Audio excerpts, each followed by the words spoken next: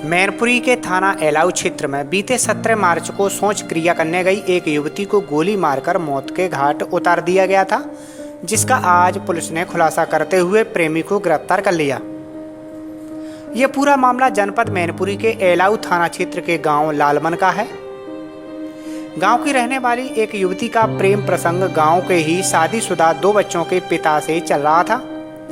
दोनों परिवारों में अच्छे संबंध थे।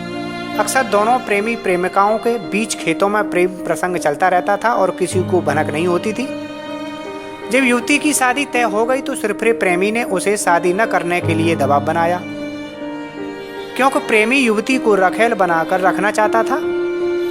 युवती द्वारा उसकी बात न मानने पर बीते 17 मार्च को जब वह शौच क्रिया करने खेत पर गई तो पहले से घात लगाए बैठे सिरफिरे प्रेमी ने तमंचे से गोली मारकर हत्या कर दी। इसके बाद प्रेमी ने अपने आप को बचाने के लिए मृतका के परिजनों को ही फंसाने का षड्यंत्र रच डाला, क्योंकि दोनों के प्रेम प्रसंग की भनक परिजनों को लग चुकी थी, जिसके चलते प्रेमी ने अपने ऊपर जानलेवा हमला बताते हुए खुद को अलग कर लिया। पुलिस ने इस संबंध में बारीकी से जांच पड़ताल करते हुए आखिरकार प्रेमी को गिरफ्तार करते हुए उसके कब्जे से 3 से 15 बोर का एक तमंचा, एक मोबाइल और एक बाइक बरामद की है।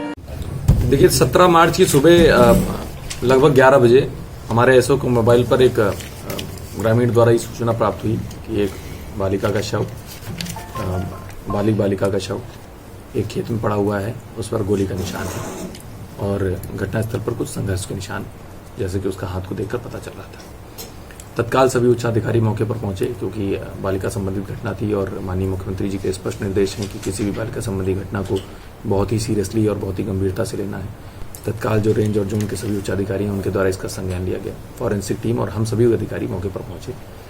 इसमें कई प्रकार की बातें इवन मीडिया तक में रिपोर्ट हो रही थी।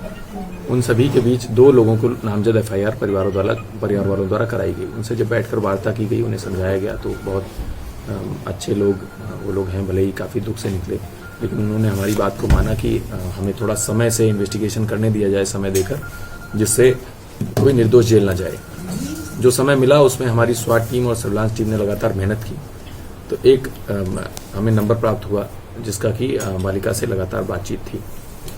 वो नंबर ये जो पीछे अभियुक्त खड़ा है अजब सिंह, इसका था। ये उसी गांव का रहने वाला है, ये शादीशुदा व्यक्ति है, परंतु कई दिनों से उसके साथ इसके चुपके संबंध थे और इन्हीं संबंधों को लेकर ये लोग मिला करते थे। ये लड़का उस लड़की का रिचार्ज इत्यादि भी कराया करता था और फोन इत्यादि भी ये लोग बात करते रहते थे। एक दिन 16 तारीख की शाम को इस लड़के ने जब उसको फोन किया तो थोड़ी देर बाद उस लड़की ने फोन काट दिया और जब इसने दोबारा फोन किया तो वो फोन वेटिंग पर आते रहा।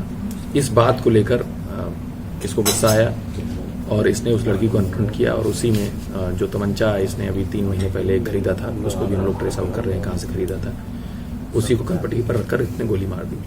इसके बाद इसने बहुत स्वांग रचाया। ये थाना बिल्हौर पड़ता है कानपुर नगर में, वहां पर अस्पताल में भर्ती हुआ, वहां से डिस्चार्ज कराकर तिरवा गवर्नमेंट मेडिकल कॉलेज में भर्ती हुआ। जाकर इसने स्वयं को सिर पर चोट लगाई, अपने सीने पर अपने नाखूनों से निशान बनाए, अपने कपड़े स्वयं फाड़े।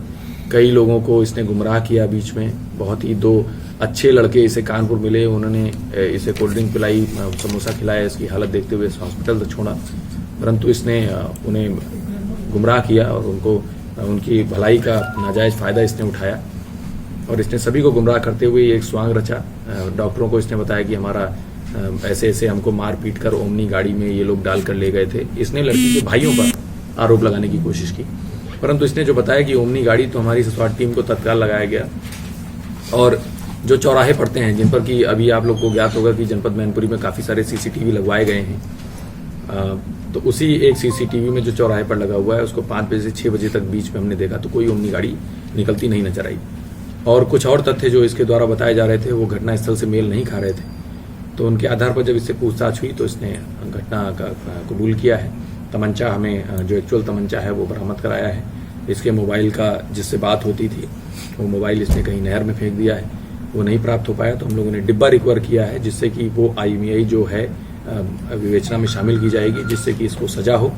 और जो इस प्रकार का जघन्य कृत्य इसने किया है, चूंकि यह एक घर का मामला था, इसमें कोई पहले से हमारे पास इनपुट नहीं हो सकता था, अन्य चीज़ों में हम लोग पहले से इनपुट करते हैं। कतिपय ट्वीट भी किए गए, जो भी ट्वीट इस प्रकार के मिसलीडिंग किए गए हैं, अगर कोई पाए गए जिनसे शांति व्यवस्था की कोई दिक्कत हो सकती है तो उन पर हम लोग निश्चित रूप से कार्रवाई करेंगे। जैसा कि पूर्व में बेवर थाने में हम लोगों ने झूठी रिपोर्ट कराने पर एक मुकदमा भी कराया था।